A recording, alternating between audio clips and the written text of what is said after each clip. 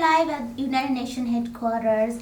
Today we have a very special guest, Lamboginny. Hi. Hi. So he's well known among us, and he's a musician Yep. from Nigeria. Yes. And now you're working in advocating for prison reform. Yes, please. Tell us about yourself. Well, again, like she said, my name is Lamboginny. I'm a musician from Nigeria.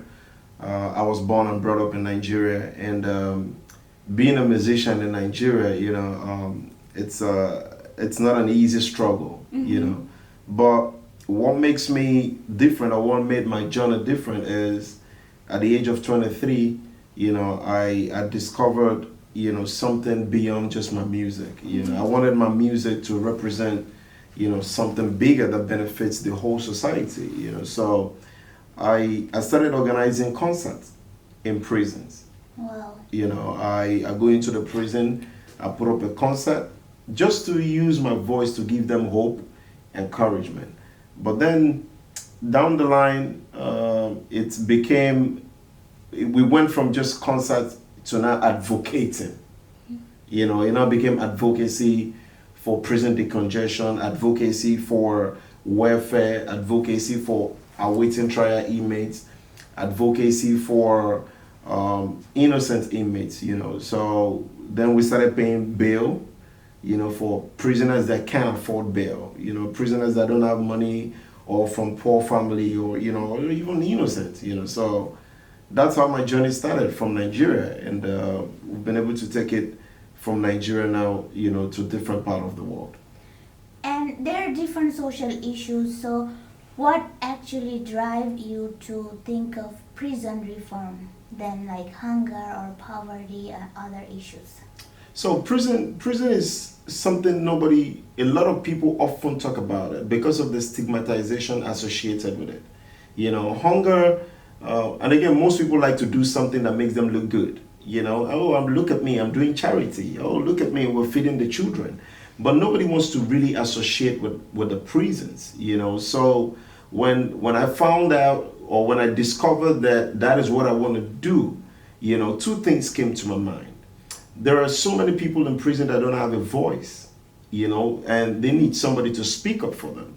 And a lot of them are innocent. A lot of them are there for minor offenses. Yes, we have some that are criminals. We have some that are terrorists. We have some that are capital offenders. But that shouldn't take away the fact that we also have a lot of them that are innocent, and that is what motivated me, to take up the challenge of the prison, because really nobody was going there. They left the civil society, like the members of the civil society that go to the prison are like maybe church, the religious groups, once in a while, but nobody saw it as it's not trendy or it's not fancy, so there was a lot of neglection in that chapter, but it was a tough one, but I decided to take it up.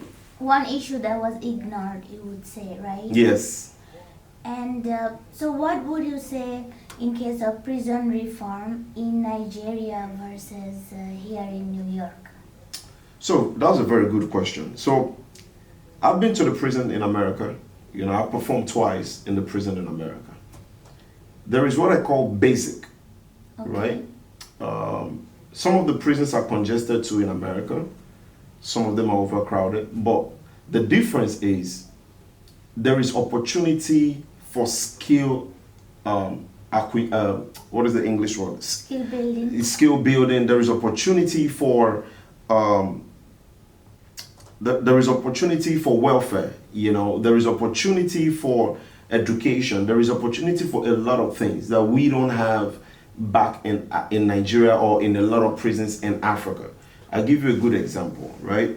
When I went to the prison in America, I was invited specially by a unit in the prison called the True Program. Now, the True Program is it's like an educational program, whereby you practice what happens in the society, but in the prison, whereby it allows you to experience, or it allows smooth reintegration back into the society. Okay. We have a lot of prisons in Nigeria that still don't have opportunity for education. Libraries are nothing to write home about. So like even basic. But of course, like here, you still have the bail issue, you have a waiting trial issue. So there are a lot of similarities as well. It's still like that in Nigeria, it's like that in America. But America has the highest amount of prisoners in the world. Yes. And the young people, here, especially in black community or like people in color, even like South Asian, or if you would say, are more likely to get attention from the police, and they would get in prison. And how would you say, like, what have you seen in this case? Well, in this case, there is it's a broken system. A system that is systematically built to go after a certain group of people. It's not a fair system.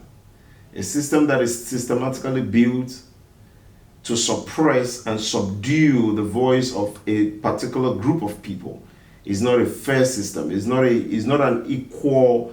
The place for equality is missing, and that is the difference. From that is one of the things that I've seen in America. Yes. Let everybody that, if you're going to punish a black man, a Spanish man, a Caucasian, let it be equal.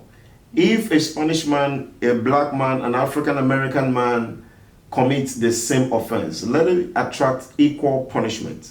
The Caucasian or the white should not have privilege over the African American, or have privilege over the black person or the Spanish person or the Islamic person. So Yeah. That is part of the system that is broken. But in Nigeria, for example, we are all blacks, so it's not like the system is going after a particular color of people. But in Nigeria, what I tell you, we have our own share. So the system goes after a particular economically disadvantaged people, because it's almost like if you're rich, certain kind of offenses or certain kind of punishment is not allocated to you. But you see somebody in prison in Nigeria for stealing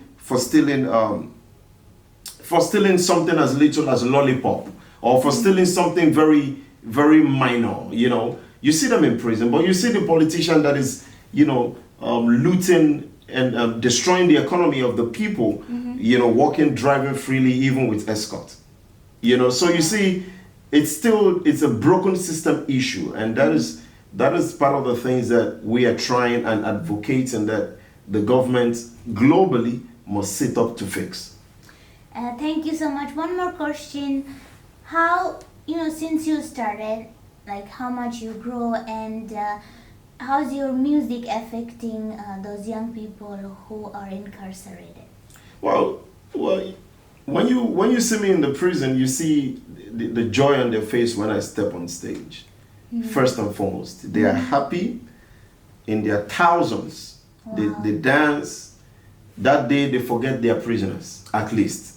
That's If for nothing that day.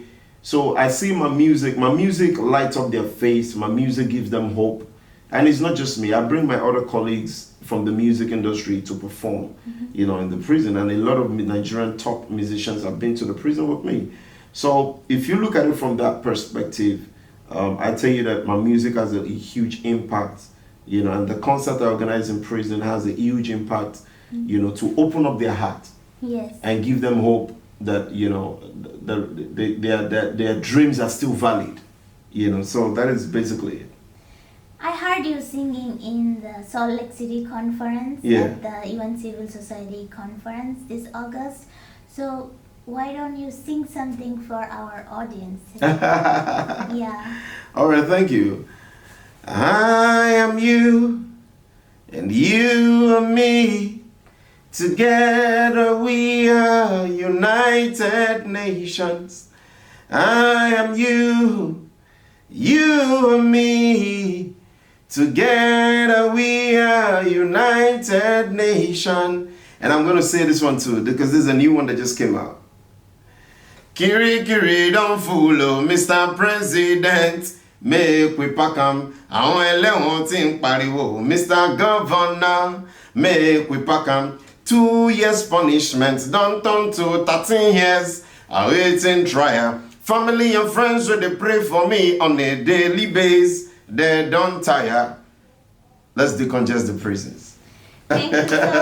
That was amazing. Thank you for joining us today. Thank you. I'm Nishat Mirza from Turkish Journal.